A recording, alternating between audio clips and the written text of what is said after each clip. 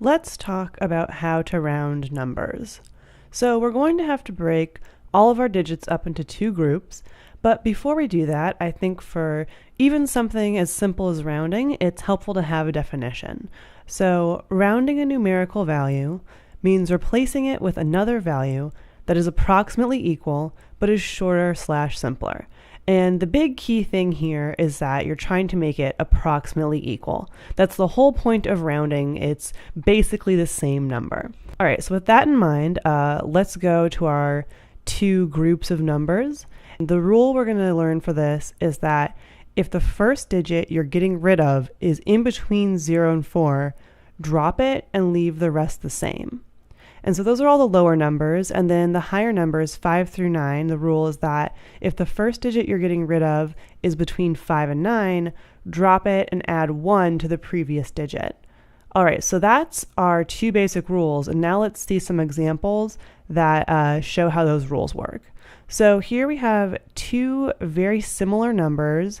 We start with 1.684, and we're going to round it to 3 digits.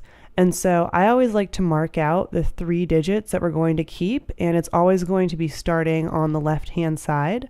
And so 1, 2, 3, and then what I like to do is I make a box in between our cutoff point. So basically, the last one with a line under it is our last place that will exist in our rounded number, and then our 4 is our first number that gets cut off, and it's not going to be in our next number, in our rounded number. And so I make a box in between these two, and then I just slash it in half. And this helps me visualize what I'm focusing on for the problem. And so in this case, the number that could change, that's our 8. And that's always the one that's on the left side of our box. And then the number 4 is our number that decides if it will change. So 4 controls 8's fate. And so in this case, that 4 is in our first group of numbers between 0 and 4, which means that it is not high enough to round up. We're just going to leave it the same. So our final answer for this is 1.68. And now let's do a very similar example, 1.685. We're also going to round this one to 3 digits. And so I like to count up my 3 places, make my box, split it in half. And now my 8 is still my number that could change, the left-hand side of the box, and now 5 is the number that decides if that 8 will change. And in this case, the 5 is in that second group of numbers. It's in the 5 to 9, which means that you will have to add 1. And so we're going to round up in this case. We're still going to drop the 5's place. It's not going to show up in our rounded number, and our final answer will be 1.69. All right, so those are a couple of basic examples. And so now let's just drill this concept by rounding the same long number 6 different ways. And so our number 58.67048, first let's just round it down to 6 digits. So I count to 1, 2, 3, 4, 5, 6 digits, and that means that my cutoff point between what's going to show up and what's not going to be there is 4 and 8. In this case, that 8, the number on the right-hand side, it is big enough that we're going to have to round up. So our final answer is 58.6705. If we round to 5 digits, we have 1, 2, 3, 4, 5. Our box is in between 0 and 4, and so 4 is not high enough to round up, so we're going to be left with 58.670. So now rounding to 4 digits, we have 58.67. We draw our box.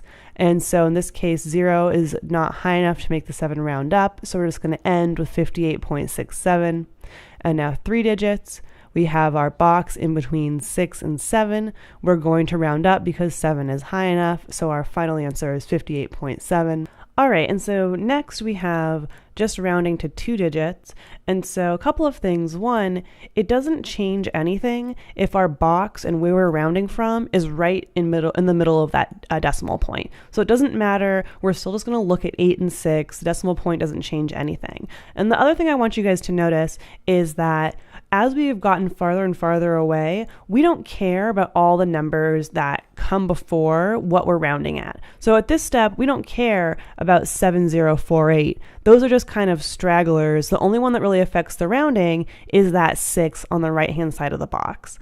Now we're going to round to 1 digit, so we just have our dash under that 5 and our box is in between 5 and 8.